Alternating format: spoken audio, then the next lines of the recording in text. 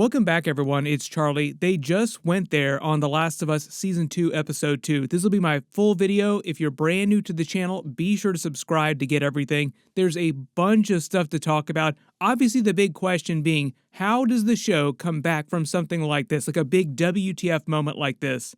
It is taken directly from the game, so anybody that knew that they were going to be doing a Last of Us TV show when they first announced it several years ago knew that they would eventually be doing this moment, but there are a lot of people out there that never played the games that are just learning about this now. If you remember all my classic Game of Thrones videos during the original main series back in the day, you remember the big Ned Stark moment at the end of Season 1, like, boom, he's gone. You thought that the main character was going to be this really big deal going forward. Nope, George R. Martin pulls the rug out from under you and they're dead. This feels like an appropriate time to pull out one of my Game of Thrones swords. This is actually Blackfire, book-accurate Blackfire, but you get the idea. And even though we're making all the comps to Ned Stark dying on Game of Thrones the surprising way that he did, you remember that we're talking about Pedro Pascal here on The Last of Us. He also starred as Oberyn Martell during Game of Thrones Season 4, and it was a similar rug pull with his character, killing him off when it was least expected. But just like Ned Stark during Season 1, they also waited till the end of Game of Thrones Season 4 to kill him off in that surprising way. This time, though, they literally did that at the beginning of the second game. So, like, several years went by after the first Last of Us game. Everybody loved the first game. It went crazy popular. The second game comes around. All of a sudden, boom, very beginning, this happens, Joel dies, and everyone's like, wait, what? What just happened? And essentially, the rest of the story in that game, as well as in this season and next season, because there will be a third season of The Last of Us on HBO, is all the things that happen to both Ellie and Abby while Ellie seeks to get her revenge for Abby killing Joel. Basically hammering home the idea that they talked about when Season 2 started behind the scenes, where they basically said it's all about the cycle of revenge and like what that does to people and ultimately what that leads to, like more violence upon violence upon violence. The actual episode title was Through the Valley, which is a reference to the song that plays at the end of the episode over Joel's death, Through the Valley of the Shadow of Death, which is also based on the real-life Bible passage often used to describe navigating difficult or dangerous situations with courage and faith, knowing that protection and comfort are present. And they also use this for the montage of the rest of the end of the episode too, because this happens to coincide with the Horde attacking during the middle of the blizzard in Jacksonville. So basically, everybody in all parts of this story are at their lowest point, like the perfect storm of all the worst stuff all happening at the exact same time. Probably the biggest thing, though, everyone's going to be talking about is the show killing off Joel. Like, how does the show recover from this? Will they lose, like, their entire audience? Like, is everybody going to stop watching the TV show? You remember there's a bunch of trailer footage out there that they released for Season 2 that we haven't seen yet with Joel and Ellie. So you imagine that a lot of it is going to be her remembering Joel in flashbacks and adventures that they had along the way up through this 5-year time jump to present day. But the idea is that they didn't kill him off the show so that he could star on the Mandalorian and Grogu movie or anything like that, because they were working on that movie while they were working on Season 2. Like, he was doing the show and the Mandalorian movie at the same time. The way this went down is pretty much right out of the games. The changes they did make, though, are the way they framed the context for some of the characters' backstories and the rate at which you learn Abby's backstory, too. So one of the big ideas with the game is that you don't really learn why Abby wanted to kill Joel till like the very end of the video game. So you have to imagine it's like a huge game. It's way bigger than the first Last of Us game. That was my dad. So imagine you play through like 50, 70 hours of a video game, and not till the very end of that you learn why she wanted to kill Joel, because Joel killed her father. That's all she cared about. Like, I'm going to get revenge for my father, and that's it. So people who were playing the video game spent basically that entire 50, 70 hours thinking of Abby as the main villain. But when you get the full context for that reveal, you sympathize with her way more, so you think of her as less of a villain. And the way they explained this episode is that this season, they wanted you to view Abby and Ellie as mirror parallels of each other. They're both on the same basic journey, with Abby first getting her revenge on Joel, then Ellie spending the rest of the season trying to get her revenge on Abby for Joel. So what they did for the TV show, so that you would spend all season still kind of sympathizing with Abby a little bit, like that, you might disagree with this, with the showrunners, But they reveal that Joel killed her father, the Firefly, the doctor who was operating on Ellie at the end of season 1, so that you would, or they wanted you to sympathize with Abby more up front. They didn't want to wait till like the very end of season 2 or the end of season 3 to make that big reveal. But there were a couple moments when the deed was going down, like when she was in the process of killing him, where the rest of her group, the other WLF, got kind of disgusted with her too, like, just get it over with, we can't stand, like, you could see looking away, like they kind of just could not take how crazy she was getting, like she has fully gone off the rails here. You have to imagine that at a certain point, that's also going to be what Ellie will be like by the time she makes it to Seattle, where all they are, and she tries to get revenge on that whole group. Because even though they dosed Dina with that sedative, trying to put her down for the hour so that she wouldn't be aware of what was happening while they were getting revenge on Joel, she remembers all their names, where they came from, everything about them. So that's how Ellie knows to go to Seattle, try and get revenge, and she knows Abby's name. So that is basically the rest of this season, and obviously we'll spill into season 3. Like I said, I don't think they'll have the ultimate confrontation at the end of season 2. I think they'll save that for the end of season 3. But the episode actually starts with Abby having a PTSD flashback to directly after the events of Joel rescuing Ellie, killing the Fireflies, her father, with her entering the hospital just as they've taken off, her finding everyone's dead bodies, including her father, the doctor. But because it's a nightmare that she's having, she sees another version of herself in the hallway who tells her that he's dead. She's talking about her father, obviously. Proceeding to warn herself not to go into the room, like, don't remember what happened because his brains are all over the floor, it's just going to hurt you, you don't want to see this again.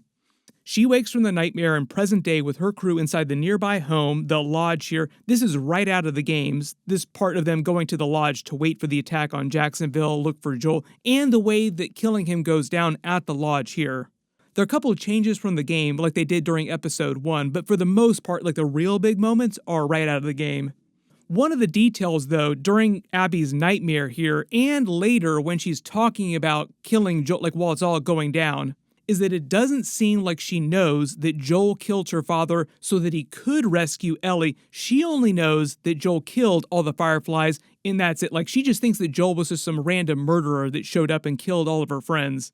Part of the idea, I think, is that in missing that context and not understanding why Joel killed all those Fireflies and her father, that's why she was so crazy and dead set on getting revenge. Had anything gone down differently, like any brief little bit of context that any of the characters had at any point before this been different, then Joel would probably still be alive at the end of this. They also want to show you that in the first part of the episode too, where like at any point in the episode, if anything had gone differently, characters had made any kind of different decision, Joel would probably still be alive.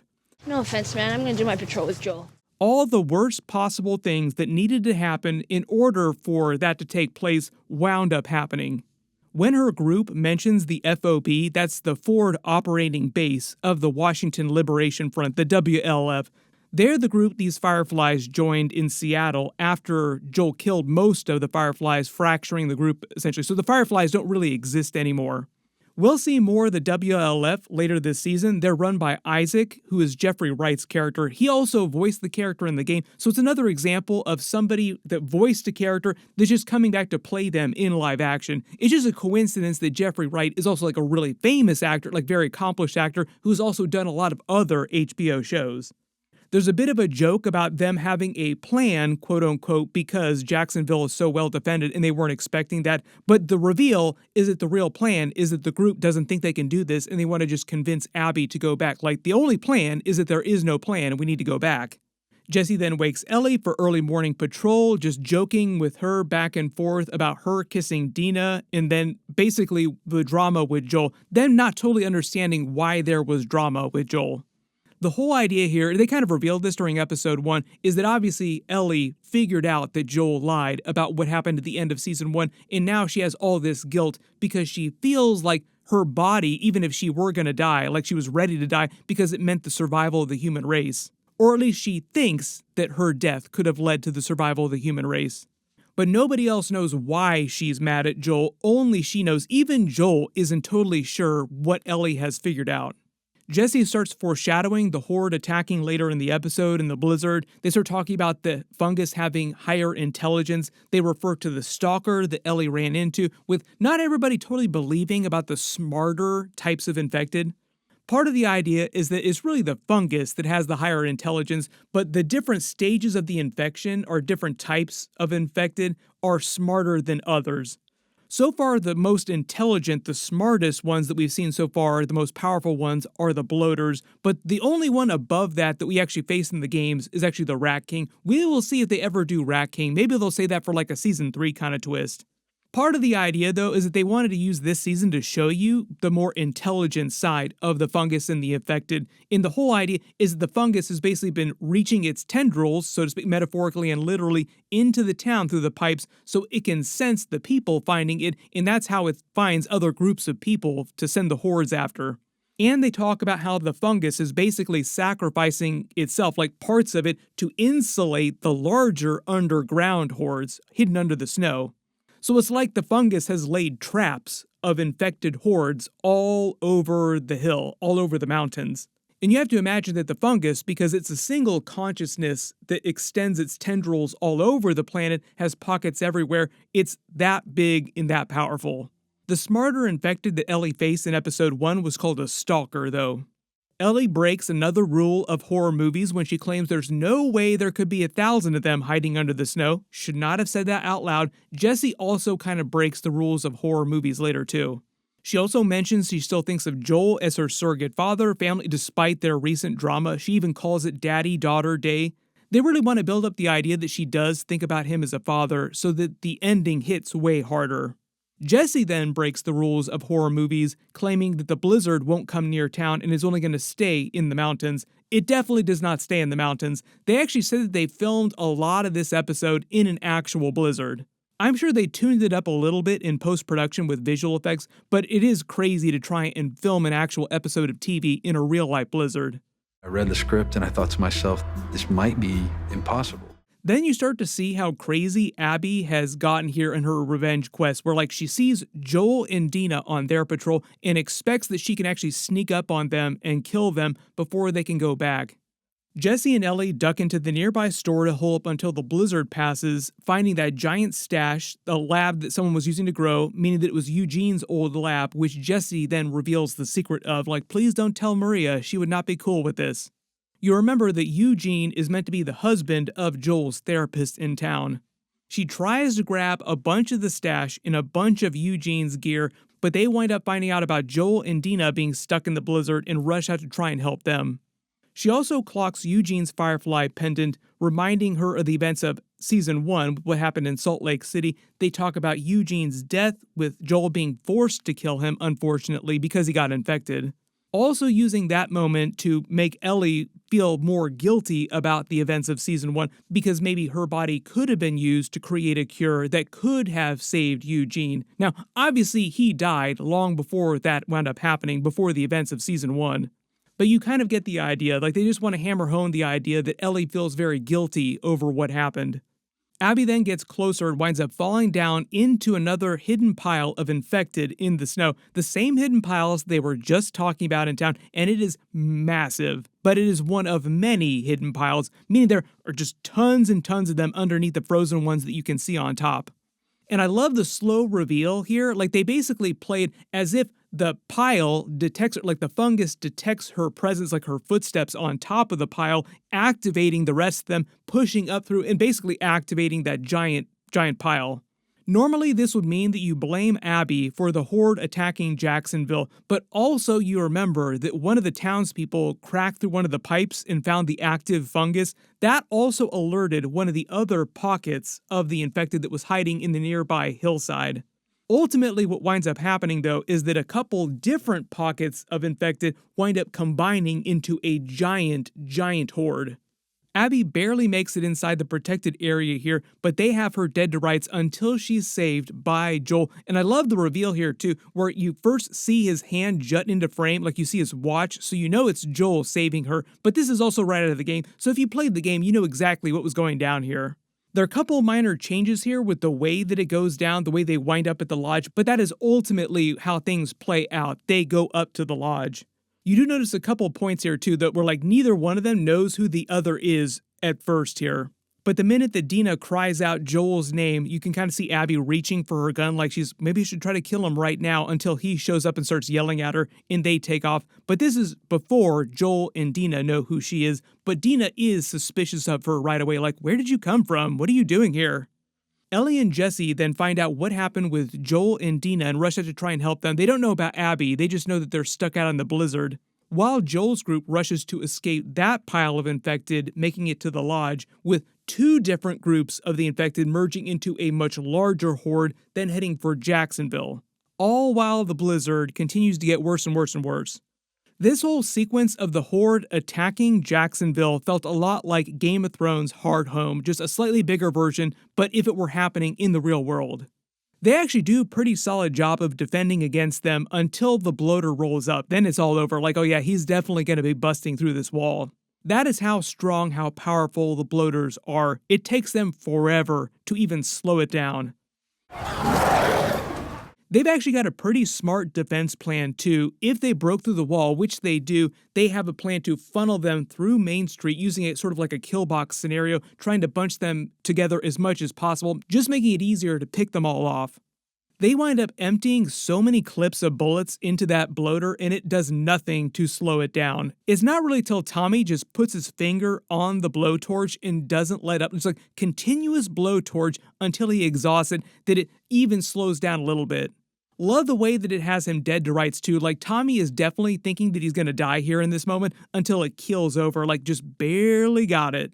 But you can sense that this whole hard home type of episode here, like this whole giant attack, is them answering a lot of people's complaints from season 1 that said that there were not enough infected. You want infected? Here's your infected. Next week's episode will basically deal with the aftermath of this. Like, they managed to fight off the horde, but it wound up killing a whole bunch of the town, like a whole bunch of them are dead. While this is all going on, like while the hard home stuff is going on, they go back up to the lodge and you see Dina start spotting the WLF tag. They start to see the frostbite on her hand and they start to find out exactly what's going on. Like, people start to realize what's happening really fast and stuff starts hitting the fan. Abby mentions Joel's name and then boom, it suddenly turns. She gets real sadistic real fast. Like, it gets dark for the rest of the episode. The rest of her group is even just a little bit disgusted and afraid of her, it seems like. Like, this is almost too much. Joel is correct guessing that they're former Fireflies and military because the WLF is kind of like a military force.